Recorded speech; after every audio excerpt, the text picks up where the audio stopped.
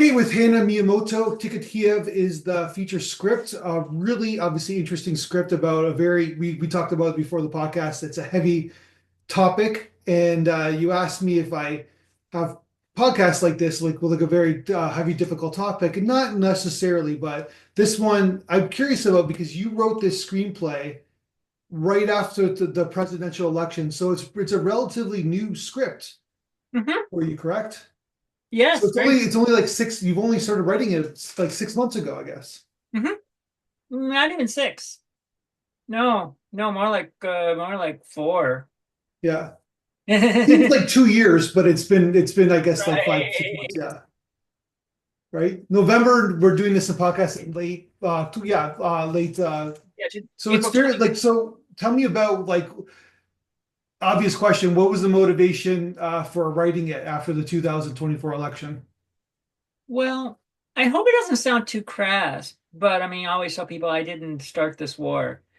I just thought that if Trump got elected, I knew that a lot of people in Europe would be very concerned about U.S. support for NATO and Ukraine. And I just thought, well, here was an opportunity to, uh, make a movie that would be commercially successful, that would attract investors and things like that. And we're, of course, still investors. I mean, I should also add that, I mean, this project has just gone amazing as far as the kind of people have stepped up and want to offer their support and want to be involved in it. That I will go into that maybe a little bit, but I mean, I mean, I learned that I'm learning fast that a good project attracts good people. So, from a story structure standpoint, it's a great way to talk about a very kind of macro thematic about what's happening in today. It's a really about one woman. It's like, as you said in synopsis, it's a queer young Jewish American woman, and she has a kind of has a new appreciation or perspective of life after she gets caught up in the Russian invasion of Ukraine, which happened 4 years 3 years ago. Maybe So, we could talk about it in connection with Casablanca, yeah. because So that really was you're where Chicago. introducing the world into this world like this, like I said, just giving us an individual emotional journey, I guess, in a macro story. Yeah. Right. I mean, the reason why Casablanca, I think it's still such a powerful film, even though it was produced in 1942. I mean, my God, so many years ago, and everyone's passed away, and nobody remembers when it came out and everything. And of all the movies that were made in that decade, it's rated one or two in the list of Hollywood films, right? And but I mean, when you really look at it, what's it really about? It's about an American who confronts evil and sees all the innocent victims around him, and he makes a decision that he's going to risk his life to do something. Yeah. He's and of course, if and I and it's a very powerful story because I mean it is, of course, you can always say it's fictional. There was no Rick Blaine, there was no Major Strasser, no American ever shot a German in cold blood in Casablanca. It's As sort we of know of. Yeah. Yeah. no, I mean, no, I'm serious. Nobody, I mean, ironically, yes, they did. Well, no, no, not in Germany, not in German, French, because of the invasion. But that's another subject. No, seriously, right? I mean, this was a made up story. Yeah. It was, it gains its power because you're watching this and these people represent real people, good or evil. Mhm. And of course, the character of Louis Renault is fantastic because, of course, he chooses also to take the side of good. And it's actually, I just one more thing to say. It is people kind of, when they watch that Philly, forget because Bogart's character doesn't talk a lot about himself, but in that line when he says, do you know what if you stayed here, Casablanca? Do you know what what would happen to you? Well, 9 times out of 10, you'd wind up in a concentration camp. That's what he says to Ingrid Bergman. Well, Mhm. about 10 times out of 10, he would have wound up in a concentration camp too, Yeah. because the Nazis are not happy that he's let Victor Laszlo get away, and they were willing to kill to prevent that from happening. So I don't think it'd be too difficult for them to kill him. No, it's and he definitely does it anyways, right? and the romance is kind of just glommed on. But I mean, no matter how you look at it, he makes a big decision and he doesn't regret it. He makes He it really. he's a kind of individualist, kind of makes his own personal choices. He's kind And of in he a good and so place in that, Casablanca, and yeah, then he kind of risks, and he finds the love of his life, and he kind of like realizes that, you know, there are the things that are more important than my personal happiness. Like you said, exactly, problems yeah. of three people in the So all world. these kind of personal, like selfish or not like individualistic kind of like situations occur to him, and he has to like, and that's something that unfortunately maybe I'm a jaded person, but I don't think most humans do today. And I don't know about that, but I will say that, I mean, frankly, I know that I'm not taking the safest course in my life right now by making this movie. yeah, And my friends are not either. I mean, especially I'm having conversations right now. If you didn't know, everybody out there in internet land, this is Southern California. We're in the United States of America. I was just talking just last night with a very good friend who's well, his lawyer tells him, "Hey man, you should think about leaving the country because he's green carded and he's controversial." Hasn't, we're just talking about having a personal opinion about the state of the world, and yet, that's the way it is. So I'm, but but get back into our own little film, if you don't mind. I mean, I'm gonna try to adjust the focus a little bit. Yeah, that's a way better. I think I'm sure the internet like that. Okay, that's a lot better. Um, Back to the film, right? The idea is we don't have a saloon keeper anymore. We've got just an ordinary gal, a little young woman who's just on a Euro trip. She's I guess between. I don't really care too much. People have asked me about this, like, where's the backstory? I don't feel like there needs to be a backstory. The backstory is she's an American. She represents other Americans. She could. It makes it really clear she could run away, and like most people would if they had an opportunity, but she chooses to not. She has friends in Ukraine, Kiev, and she's not going to, run away and not like she doesn't, and abandon them to their fate, right? So that's the whole point of the story, really. We don't want to, and so yeah, that's really what it is. So it's just like it is to me. It was inspired very much like Casablanca to me because of the fact that it's an ordinary person who just does something extraordinary and not out of reward or money. And there's also, by the way, a little linear too, because she has a sarcastic wit, just like Rick Blaine does in Casablanca, yeah, which of course covers things up a lot when he's talking about when he's talking about things. Like Rick, you become a patriot. It'll seem like the right time to start. yeah, yeah. You can tell I know every line in that movie.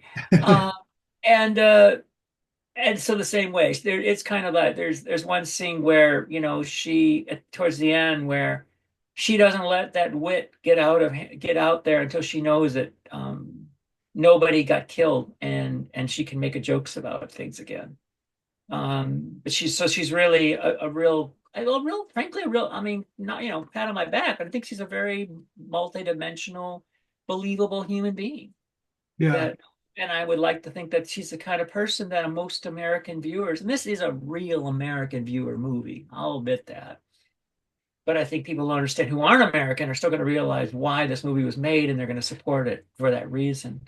But Okay, so that's there's a couple of things I want to point out with the main character, the choice, because you didn't give her a backstory, which I actually kind of agree with. I think it's fine because her backstory is her present. Well, what how she reacts to her conflicts that in the script is who she is. So I don't think you need much of a backstory, she kind but of says this, like for instance, a moment. Remember that line where she says, "My parents raised me to care for people that need help." yeah. That's a backstory. There you go. So that's what I'm saying. That's exactly what I'm saying. But you did make her a young generation, right? Whereas like you made her like in that generation where like, that's controversial now, I guess you can call it, with like university kind of thing. you made her queer, right? And then you made her Jewish as well, right? Yeah. And you made her like as Casablanca, he's like in his 40s or late 30s. He's already a human being. Like she's just kind of figuring out who she is. She's just Yeah. starting her life out, right? So that's an interesting arc that you're giving. Like you called her the American from perspective, but you made those choices. I'm just curious why you chose to make those choices to have the character like that. Can I just simply say it just seemed right? Okay. It seemed to fit the character. Yeah. Know? I guess. I mean, seriously, I mean, obviously some of it's marketing. A young female is going to be better for marketing. I knew that. I mean, this is for screenwriters' purposes. I think people are watching this and want to learn about screenwriting. But I mean, in terms of that she's Jewish, because I just have a feeling about I have an appreciation and respect for Jewish American culture. I've just found Jewish American families to just raise some fantastic kids in compared to other people. I could give you a few examples. It just seemed like it was right for the character. And of course, people when this movie finally gets made, you'll understand also. I guess probably should tell people it does connect to the fact that Ukraine was the site of, in some ways, it was where the Holocaust really began in 1941. And that's another little piece there that obviously that when she realizes, she's almost stepping on the bodies of dead people, murdered people, she it obviously means something more different to her because the fact that she's Jewish. And of course, frankly, also, by the way, the president of Ukraine is Jewish.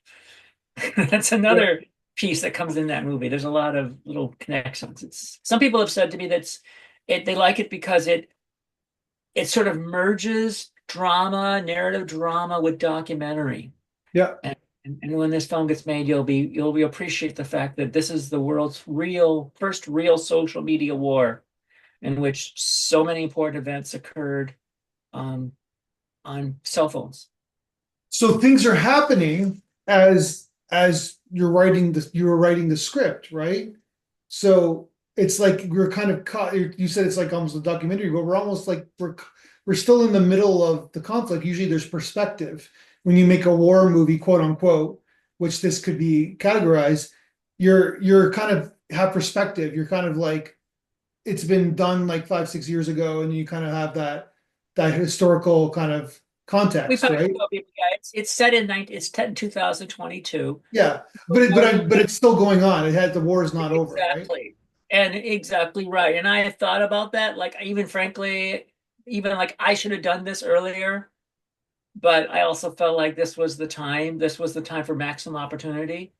In some moral sense, I should, but then I'm not the only filmmaker who should have done something like this earlier, right? There's been a lot of movies made about Ukraine, but very few, if any, have really connected it to the United States or anybody outside of Ukraine. I mean, the Ukrainians themselves have made a lot of really good movies about the war already. Yeah, But there's we've shown a couple at our documentary festival. So yeah, yeah, but I mean, this is going to have an impact outside of that because of the fact that it's got this American, and of course, because like I've talked about Casablanca, I literally studied it and a bunch of other World War II era movies. Um, for those that don't know about this, with the rise of Adolf Hitler in the 1930s, a lot of people in Hollywood, ultimately the Warner Brothers themselves, the famous Warner Brothers, when they were alive, they made movies that tried to persuade the American people yeah, to be concerned about events in Europe.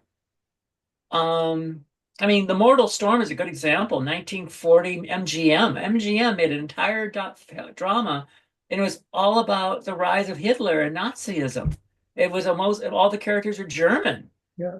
And there was actually they'd even mentioned the Jewish thing. There was, I think if I remember right, yeah, I think there's a sympathetic Jewish man. You can watch him be persecuted.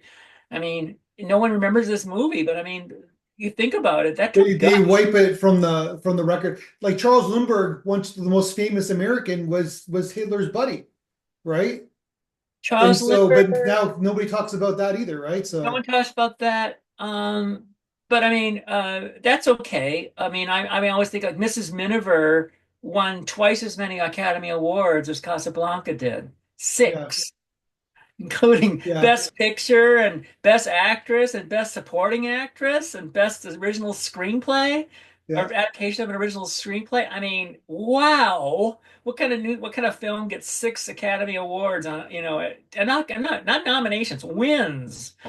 Casablanca got 3, and we think of it as the greatest movie of all time. So it's funny how the world is and how the Hollywood business works. But as it is, I'm just saying that those films still there.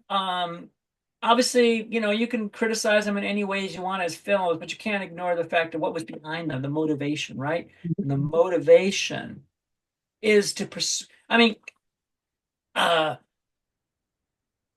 this is something that maybe will surprise people, but when Adolf Hitler's armies ran over France, and it was Britain was alone, and they polled the American people, and they said, should the United States run the risk of war with Germany? 90% said stay out of the war. Yep. And they only got in it because they got bombed by the Japanese, right? So Well, yes, but the point was yeah. in 6 months, by the summer of 1941, not only did the majority of Americans support aiding Britain and all Yeah. the other European countries, they just supported aiding the USSR, the Soviet Union, which was a communist country, and instituted the first peacetime draft in American history. Our boys, Johnny was, signed up and ready and actually put into the army and trained up. So America did not go into when Pearl Harbor happened. America was already more than on a war footing already, Yeah. and men were dying, and the Americans were dying in the Atlantic Ocean. In fact, 100 men died on Reuben James in 1944. I mean, I don't think we realize today, what it really was going on. If there had been no Pearl Harbor, I guess maybe the question is right. The fact is there were already people dying. Americans, our people were dying, and Canadians, by the way, too. Yeah. Let's not forget a lot of heroic Canadians helped get clean the seas of the German U-boats. But at the same time, you got to be fair, a little bit fair. It was a different country back then.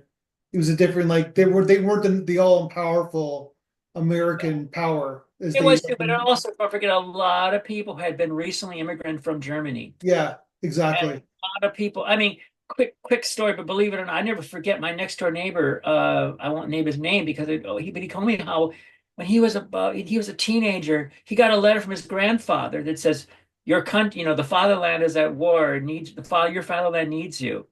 And then he just sort of said, I almost went. What? What, you're an American. You were born in this America. What do you mean you're going to volunteer to fight for Hitler? And you Yeah. still, Some did. Some yeah, did. some Yeah. people did. I mean, he said, I almost went. And I was like, why? I didn't say anything because I was like 8 years. I was just a little kid at the time. But I mean, I look back now and I want to just shake him up and down. And can you explain to me why you even took that letter seriously from your grandfather? Yeah, he was your grandfather, but you should have known. He didn't know maybe, but you knew how evil Yeah. this regime was. But and the irony was, he actually did wind up in the Royal Air Force because he actually wound up in the American Air Force, and they sort of assigned him to, I guess, anti-submarine duty. So you told me about how he was actually flying for the RAF. So obviously there was a infamous meeting at the White House Oh, with the Ukraine president. But it basically, what the American, because you kind of bring up Casablanca a lot as a reference, but it was Casablanca, and I agree with it's the same, but I'm just playing the devil's advocate with you for a second. Is that Casablanca? It was like you're fighting the Nazis, so there's good and evil. It's a very black and white situation, right? So I'm not black and white, on yes, the yeah. line. I'm not. I'm saying is it the same kind of black and white To evil me, versus good? yes. Okay. Yeah, I mean, that's actually one of the lines in the movie where she says, Rachel criticizes people who think, oh, both sides are at fault. She says, no, you know, Ukraine is defending their homeland. The Yeah. Russians have plenty of land. It's not like they're short of land. And there's no justification for this. And however, she does say, how kind of expressing my personal feelings about it too, is that I feel sorry for the Russian people. Someday they're going to wake up and they're going to realize they were totally lied to. And by the way, remember, They I'm got a Japanese. pretty sketchy history for the last 150 years. I think they were lied to a lot. So. Well, remember that I'm Japanese, and my mother told me about how they were told when she was a girl how terrible the Allies were, Yeah. how Japan, how we had to. 'Cause she grew up in Japan, right? So she was told how terrible the Allies were, how much everyone had to do anything possible to protect the emperor and save the empire, and blah blah blah blah blah. And I can tell you, after the war ended, and it turned out that the evil, you know Paleface was a complete kid from Kansas who just sort of stared up, gawking at the people and didn't have a bit of harm or hatred in his body. They really, a lot of Japanese people, uh, you know, in some respects, I want to say didn't forgive, but I mean, you know what I mean? You could think of it, right? Your son was killed, your grandmother died in a bombing, and for what? Right? You were told that, oh, we have to fight in China. We have to, Japan's lifeline, and you were told all this stuff was going on for what? You know, all this cruelty being committed in the name of Japan, and none of it should have happened. And people realized that after the war. And I think that the Russian people, I hope, will realize that too after this war is over, and the sooner they do. And maybe even this movie, maybe I'm hoping even this movie will somehow get around and get through to people, because there's a real power in a narrative film, I Sure. think. 100%. Yeah. You identify with the characters. It's no longer blank draw. And on top of that, by the way, the power of narrative film is we get to experience the war. We don't just watch it. We Right? I mean, literally, I mean, the explosions occur literally on camera, off screen. People are dying like on screen. You hear their last cries. And and then of course, like I said, you remember that yes, that's just an actor, you know, but we're not, we are dealing with real people. We're not, it's like I'm just saying, people are dying in Star Wars, but nobody really feels that emotional about, a galaxy long, far away, right? You know what I Yeah. mean? Yeah, that's all. That's fiction. This is not fiction. This is real life. Maybe we should appoint, maybe we were going to say that earlier. Remember that this is probably a good time to remind people that here we've been having this pleasant conversation, but just reminding people that about a person, a man, woman, and child is dying in Ukraine every minute that we're talking.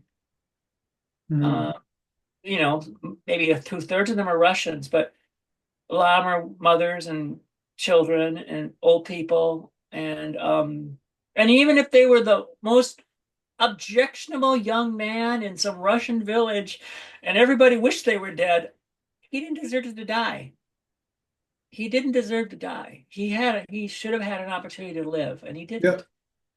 I just want people to remember that we're so fortunate, and we have to do everything we can to make sure this horror doesn't come to our own shores. And we have a moral duty to I always tell people, like, to me, I don't want to sound like it. Maybe it just sounds just a tiny bit racist, but the fact is, I don't know what's going on in those African conflicts. You know what I mean? It's 28 different sides, and they're all based on a different tribe or some history that goes on forever. And I don't know any of this stuff, right? But it's Ukraine and it's Russia, two sovereign states with histories of their own, and Europe. And Europe's not supposed to be a place where there's wars. We've had too many wars already since 1945, and this is the biggest one since 1945. Mhm. I'm talking about Kosovo. I'm talking about, Bosnia, and Yugoslavia. hmm? Yugoslavia. Well, the breakup of Yugoslavia, but Yeah. that also led to Kosovo, Yeah. and again, once again, I think Serbia was wrong, but I don't necessarily think that every every Serbian that civilian that died Well, in of course Ukraine not. It's not black and horrible white, that right? Like, died. yeah. Yeah. And It's you just you just happen to be born somewhere, right? As a like it's just randomness, right? What did So Thomas Hardy say? How strange war is, right? You yeah, to any, you was it to any man you'd lend half a crown, but lined up as infantry, you shot him down.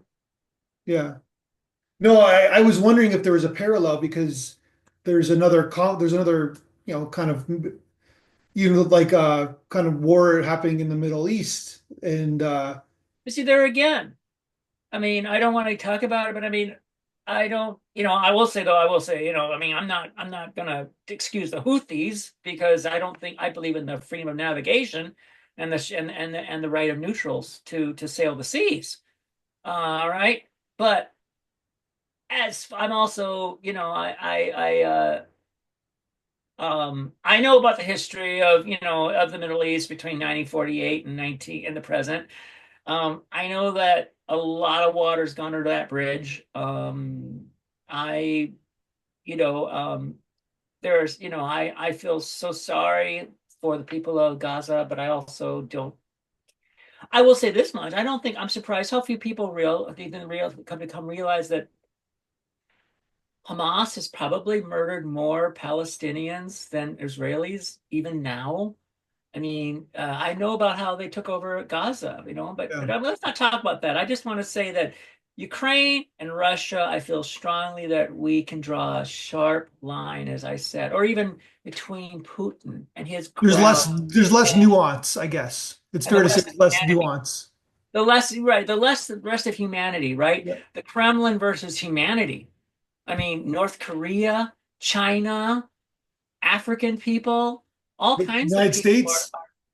well, no, I mean, well, I'm talking about those are volunteers, but I'm talking about No, but people. I'm talking about who's on the side of the Russians, right? So No, no, I don't. There's not. I'm not talking. I'm talking about the humans, no, I know. right? I'm just saying that like it's like people are taking sides and But unfortunately. you know what I mean. I mean, you got Africans who just wanted to, but want money to go to their families, and they decide to volunteer for a war that they don't understand anything about, and if they were lucky, they got captured. Yeah.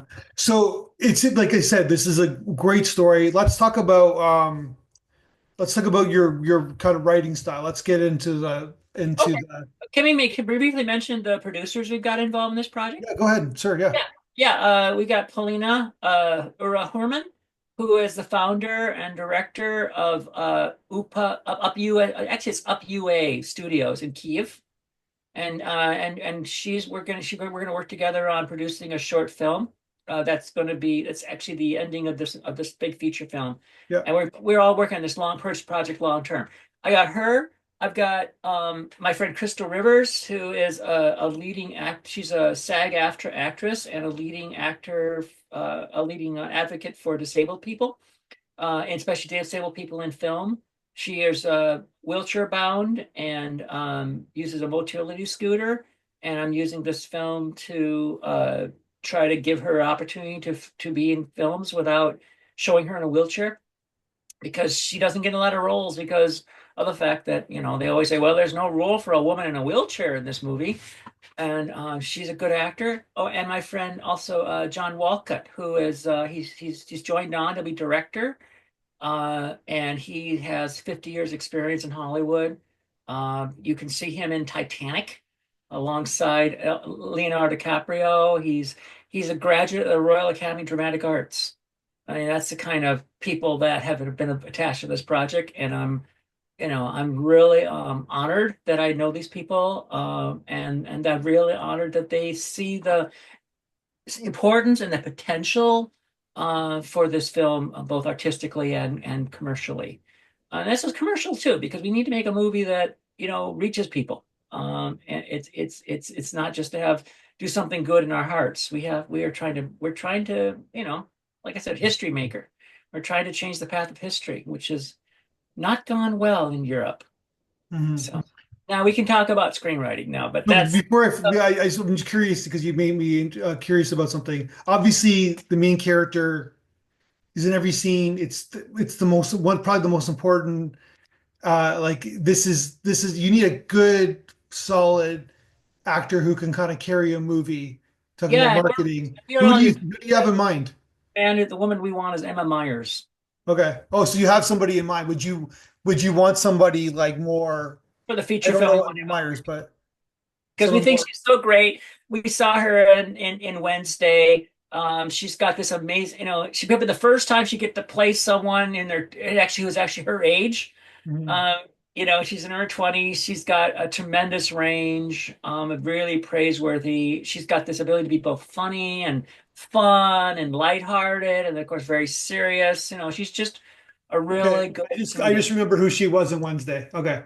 Yeah, right. Yeah, she's the woman who played, and she's now in the second season. And I heard she just signed up for a feature film, but until this moment, she hadn't been in a feature. She hadn't starred in a feature film, and she'd only been in one feature film. She's all been in television, both American and British. And so I thought, this was my gal. But that's okay. We have some feelers out there to Yeah. can tell that. We'll see how it goes. But right now we're kind of focused on the short, and we'll see Or how do it you goes. know her? Do you know who Evan Myers? Like, are you?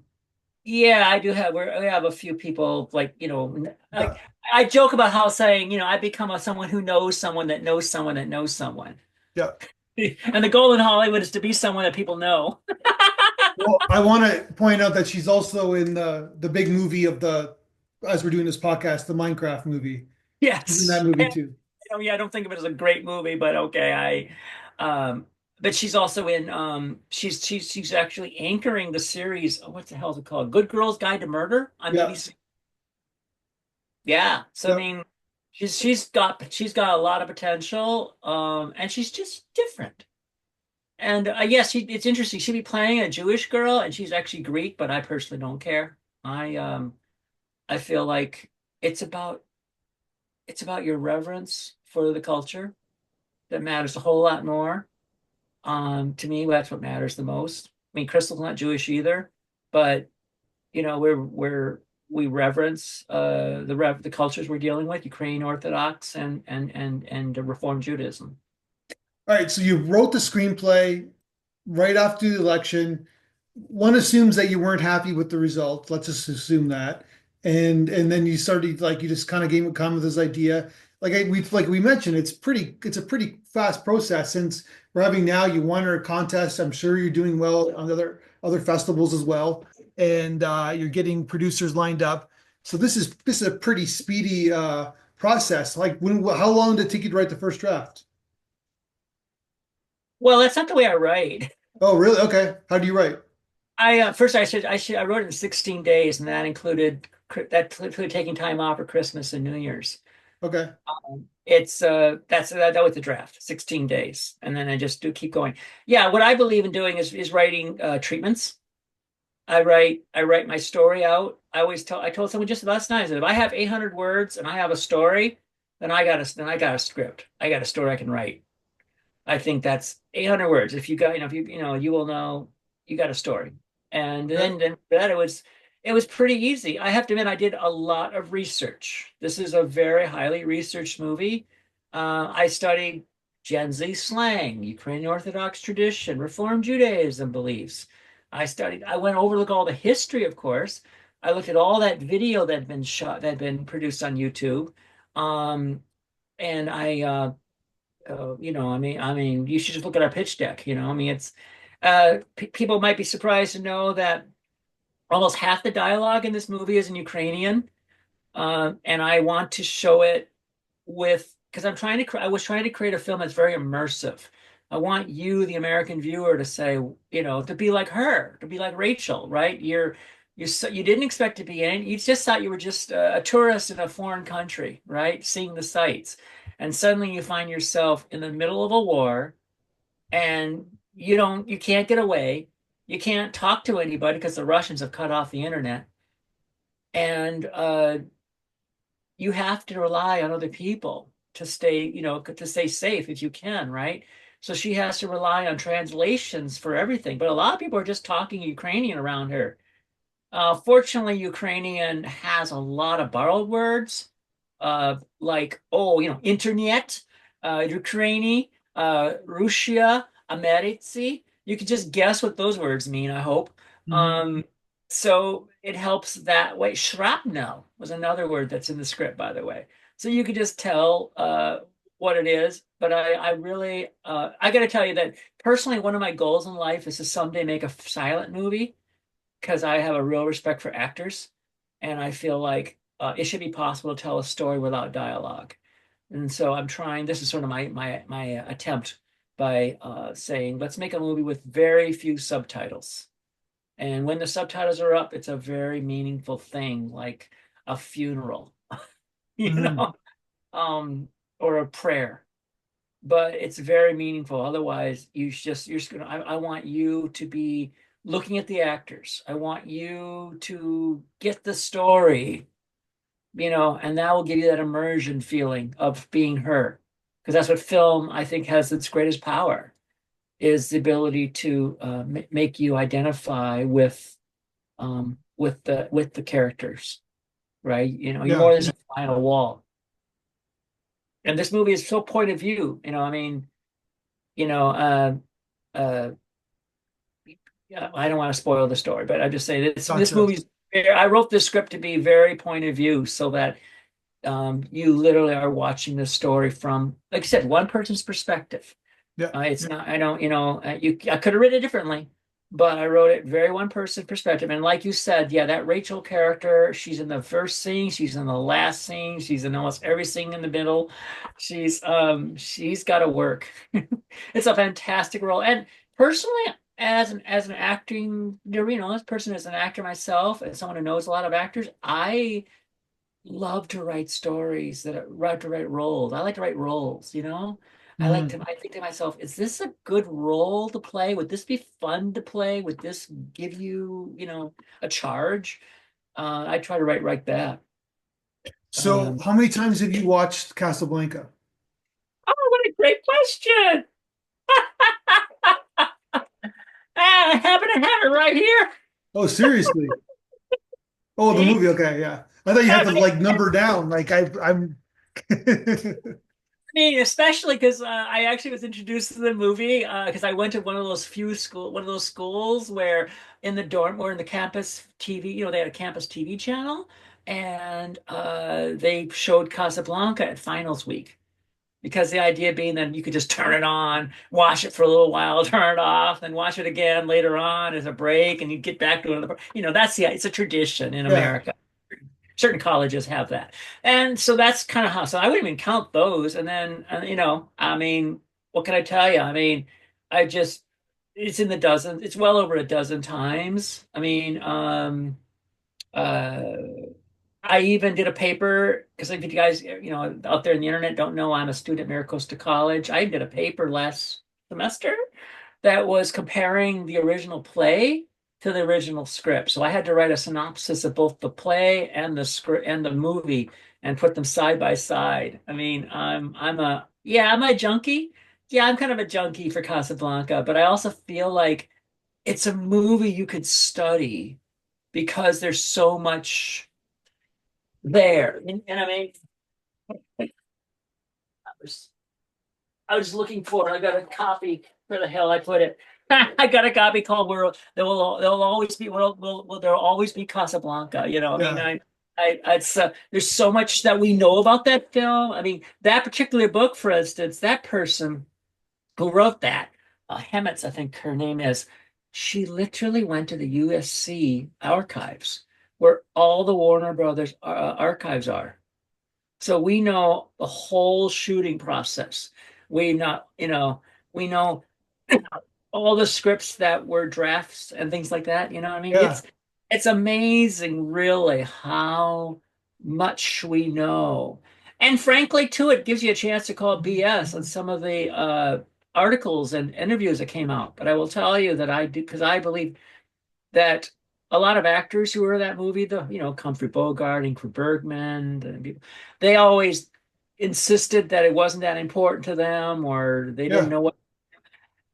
Yeah, you know what? They've never interviewed. You won't find too many people saying that. The writers, the producer, the director. Those people. Hal Wallis is Jewish. Marco Curtiz was a Hungarian Jew. The Epstein brothers were both Jewish. Howard Koch was Jewish and he was a communist. Trying to think, I mean, the original writer of the play was Jewish. Yeah. These people felt strongly about Nazism and they wanted to wake up American people, and they weren't they and to them that movie mattered a lot. And I think that's also the reason why that if you didn't know what it was Casablanca, and I just told you, here's this story in which they had the story, right? About, I mean, we were, they didn't have the screenplay done until Yeah. until the last scene. They had to shoot the thing in sequence because they didn't even have a complete screenplay when they started the movie, and everyone hated each other. And the lead actress didn't know who she was to be in love with, and all the rest. And you think this must have been the worst turkey ever made. And I think the only thing that saved it were the people behind it, who they knew what they wanted to make. And I think that's It got slipped through. There, it's funny because they just got me thinking because they've made movies about movies, right? Like Citizen Kane, Psycho, Hitchcock. They should make a movie about the making of Casablanca. oh my God, it's funny you said that because I've got a script for that already Oh, you written. do? Okay. It's called Yeah, The Road to because yeah, Casablanca, and exactly right. It starts. And it starts, by the way, with the fact that with the scene in which one of the Warner Brothers salesmen gets beaten up by stormtroopers. His name was Philip Kaufman, and he subsequently died, perhaps because of the injuries that he suffered. And I that had was actually, Star Wars stormtroopers. yeah, yeah, SA Nazi Yeah. stormtroopers. Sorry, I'm just making You sure. know, Yeah, and yeah, I'm just saying that, yeah, that's where, that's the story. I mean, that, there were people, I'm trying to say, I think there's ones we don't realize. There were people who, I guess maybe there's the parallel there, frankly. There, you and me, we're sitting here and we know what's going on with Russian expansionism and things like that. And most Americans don't see it that way. They don't think it's that important. yeah. Uh, just the same way, there are a lot of people who just said there's that funny man with it. A lot of people in Britain, frankly, not just the United States of America, but people in Britain who just said, "Oh, there's that man again," that funny man with that mustache, and isn't he silly? And he thinks he's got these army and these little tiny little tanks and these little airplanes, and you know. And as we have the Royal Navy, we have the greatest navy in the world, and we are the empire. And there's They what went is there. They went to see Hitler.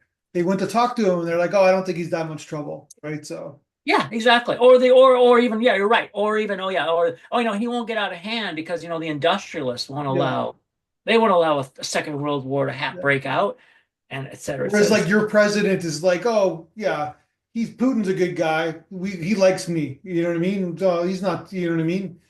It's sort of like, I will say this, that this is very, very brief, just very brief. I don't think it gets mentioned, but it's another YouTube I want to make someday, where people blame Neville Chamberlain all the time for appeasement and stuff. yeah, But remember, when he met Hitler, he already had rearmament going on, right?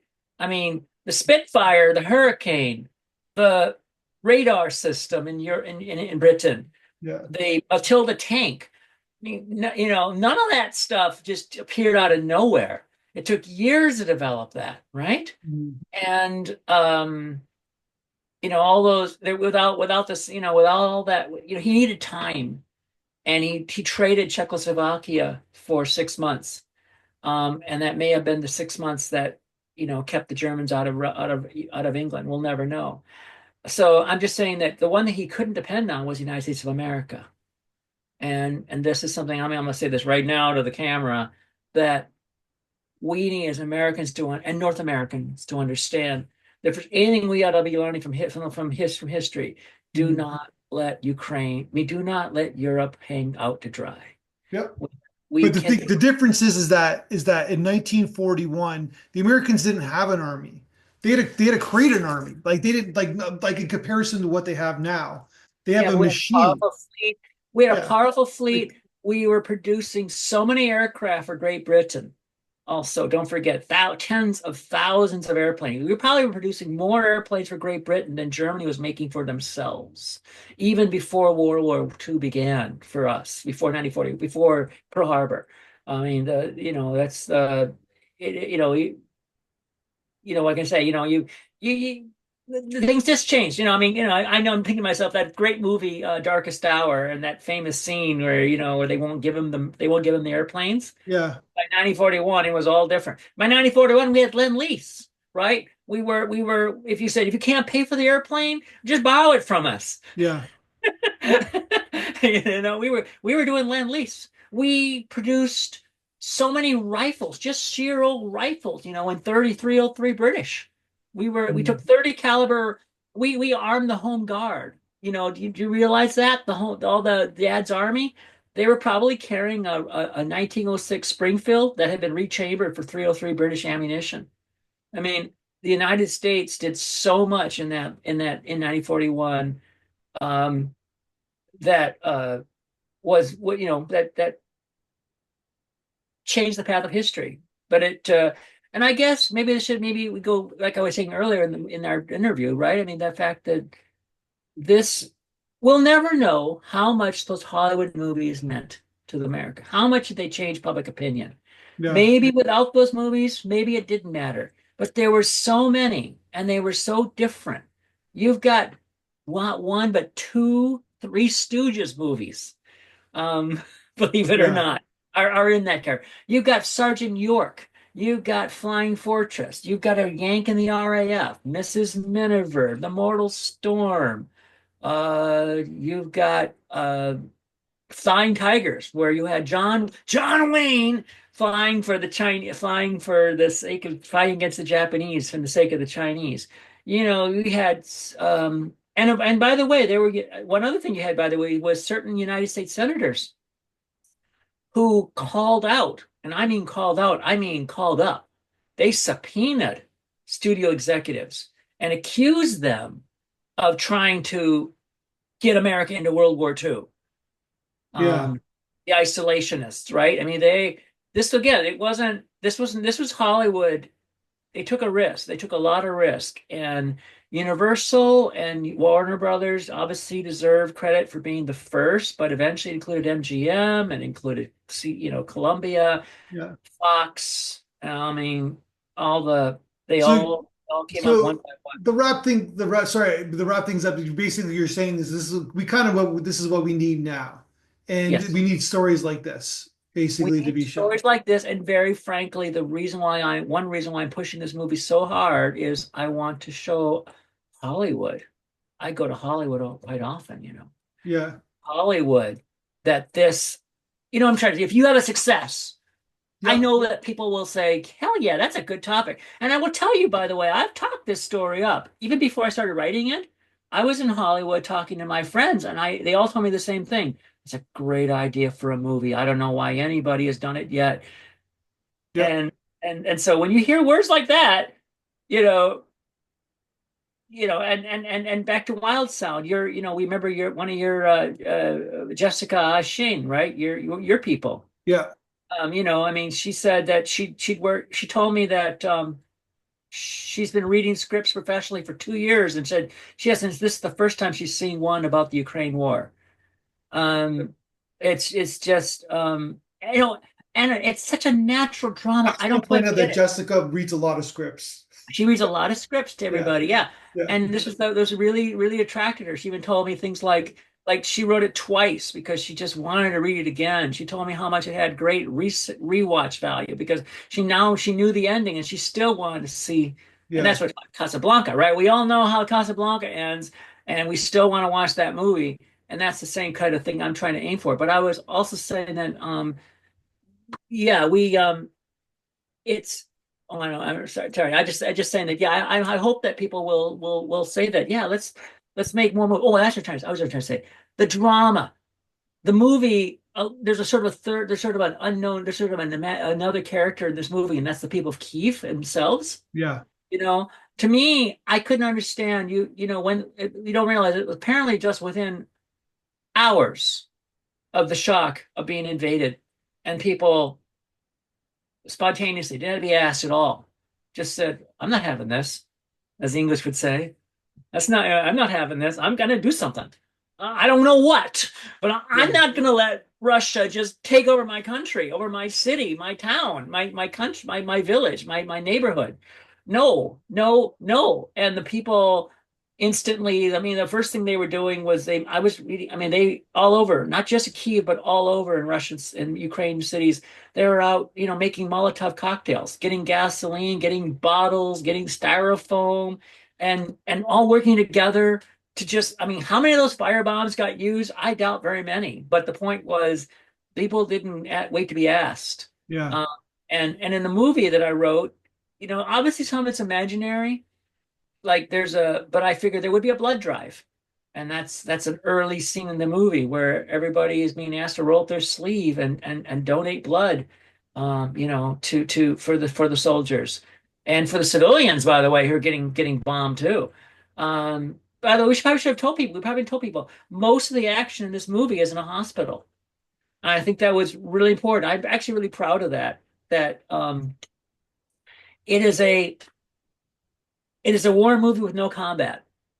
It is a romance with no men, but it's a war movie with no combat. And I even actually talked to a soldier who had come back from a tour in Afghanistan and told him about this movie, and he told me he loved the fact that we had focused on the civilians, Hmm. because when he was over there, for Uncle Sam, that's what he was sympathetic to, where all the people who, we think of their lives in Afghanistan being pretty horrible, but that's what they've got.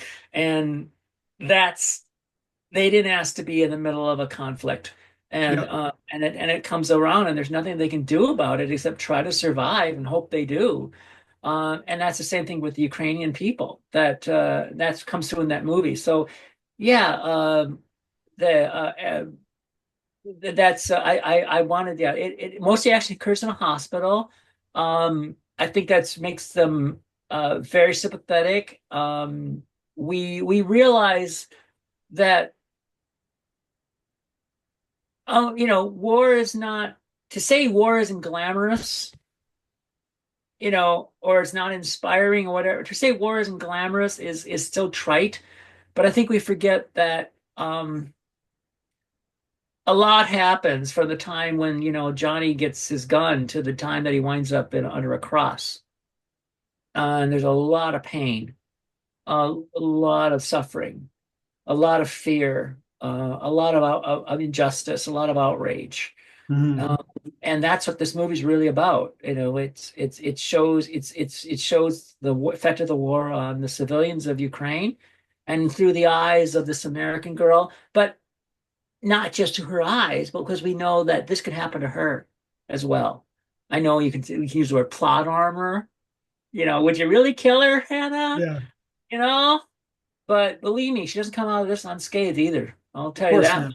You know, she's, not just emotionally, but physically. And I think that's because, yeah, I wanted to show that in war, people suffer. And if why to say, oh, there shouldn't be any war. You know, I was just getting close to the end. I'm sure I would tell you I told you about my mother earlier. And that's, by the way, reason why should I have written this story? Well, frankly, it's part of it is because of my mother. And she told me all the time about what it was like to be a girl growing up in Japan during World War II. She would just sometimes, like watching the news sometimes, but even just put down her chopsticks and she would just say, I don't like war.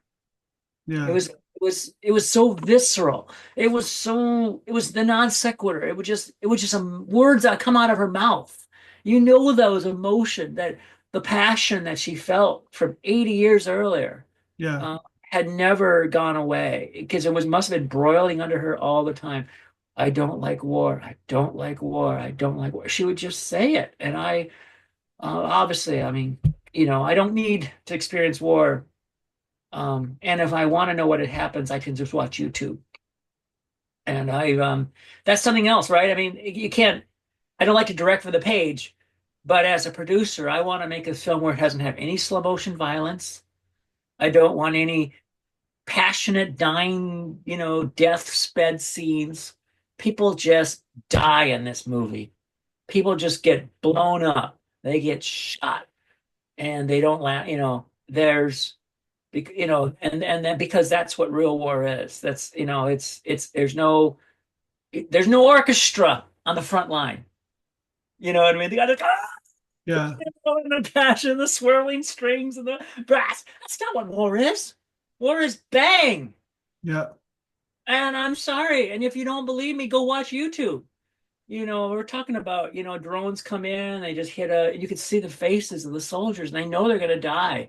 Sometimes they're like, and they know it. yeah. You can see it on camera and they know it's coming and they're doing their best or whatever, or saying goodbye to their mother. Who knows, man? But at that last few seconds, I mean, it's an eternity. And that's the people who are supposed to be the bad guys.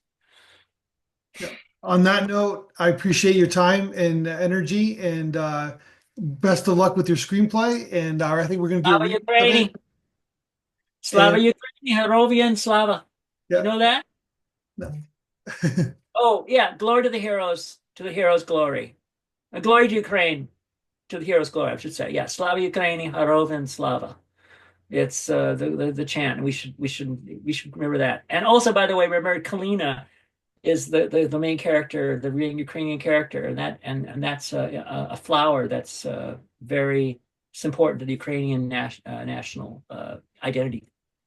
Yeah, I Perfect. did. All right, let's talk again soon when this gets made, produced into a film. Yes, thank you for Thank you. everyone. Thank you, by the way, to Wild Sound and the Feedback Film Festival. And by the way, I should have thanked you right up front. I your support has been great. It's been inspiring. It's reinforced a lot of faith here in the States. And by the way, I mean, just we have I know that American and Canadian filmmakers are going to work together a lot in the future. These are harder times than we'd ever expected could be possible.